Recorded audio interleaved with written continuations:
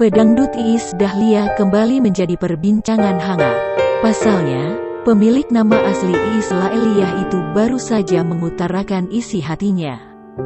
Ia mengaku iri melihat kekompakan Ashanty bersama keempat anaknya yang bisa tampil bersama di televisi.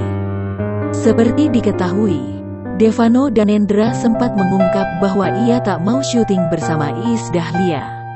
Mendengar pernyataan itu, Ashanty nampak penasaran dengan perasaan Iis Dahlia saat Devano mengaku tak ingin dikait-kaitkan dengan sang ibu.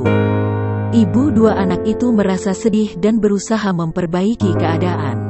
Iis sempat mengajak Devano untuk tampil bersama di televisi namun ditolak oleh anaknya. Lantaran hal tersebut, Iis Dahlia mengaku iri melihat kekompakan keluarga Ashanty. Sebagaimana diketahui, Ashanty dan anak-anaknya kerap tampil bersama di televisi.